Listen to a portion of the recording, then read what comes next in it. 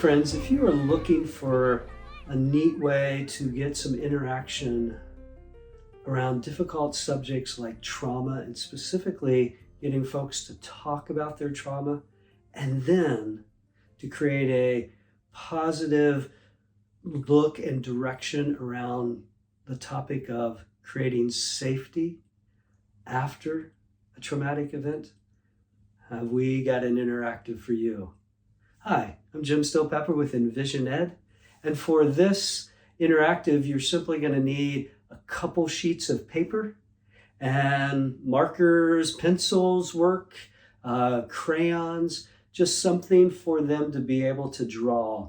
And whenever I'm leading into this, I want to be sensitive that we are going to be talking with them, trying to bring up some discussion, some thoughts around specific traumas they have been through. Again, please make sure you are pacing this well, that you are placing it in their conversation well, because this is going to be a deeper interactive. And then what I'm simply going to do is I'm going to hand them one blank sheet of paper, and I'm going to say, thinking about your trauma or series of traumas, all your traumas encapsulated into this paper, that one trauma.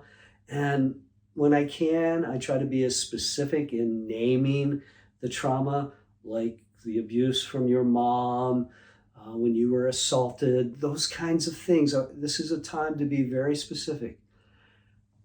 Use that marker, use that crayon to make it look like a storm that represents what you experienced.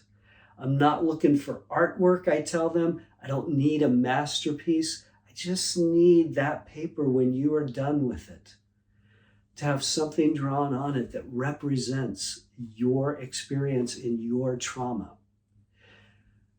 Sometimes that's a quick picture. Sometimes they've got to process that. Sometimes I get a lot of good discussion while they are thinking and or drawing it out. Sometimes it's just silent.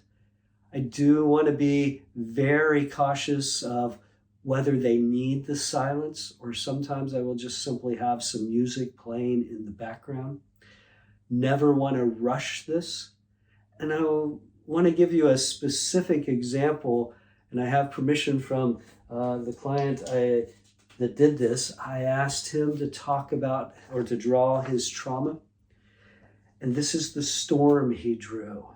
And what you can't see in this is, even though it looks very scribbled, he seemed to be very deliberate and pressed hard on the crayon to fill this.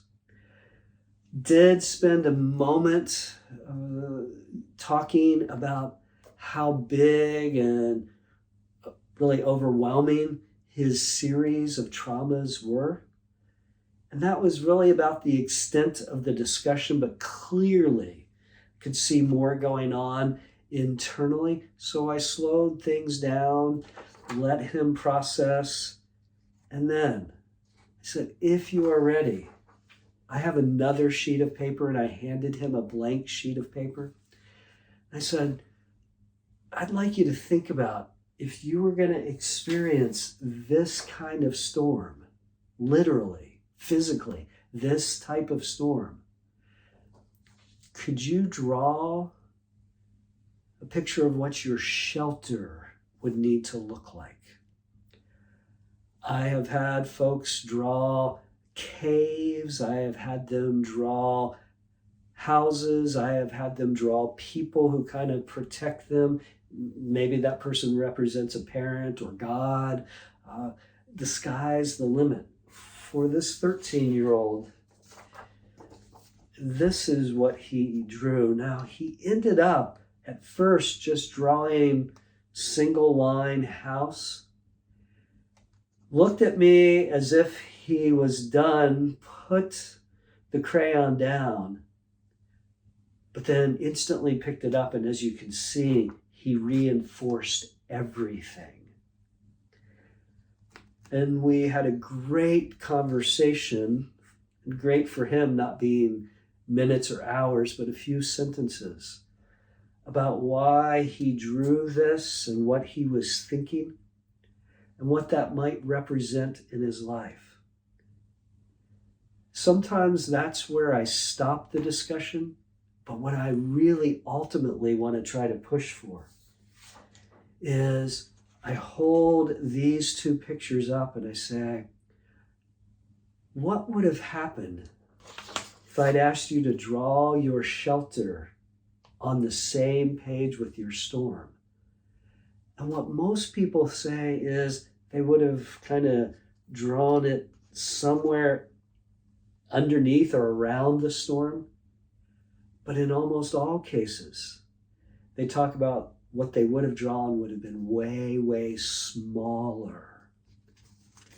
And then we can talk about how big does your safety, does your shelter need to be, knowing that you've been through storms like this. Also, knowing that you may go through more storms. How can you make sure your shelter is big enough? How can I help you create the kind of safety that you need in your life?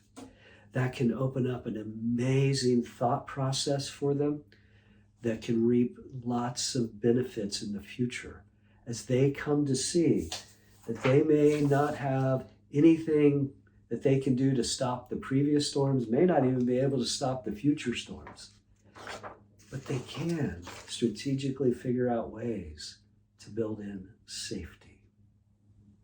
It's an important interactive. I hope you're able to use it well. If you have been given a light, please rise and shine while there is still light. Again, if you can subscribe, like this video, comment, would love to know what the shelters ended up helping your clients talk about. And as always, if you know there are people who would benefit from this channel, please share it with them.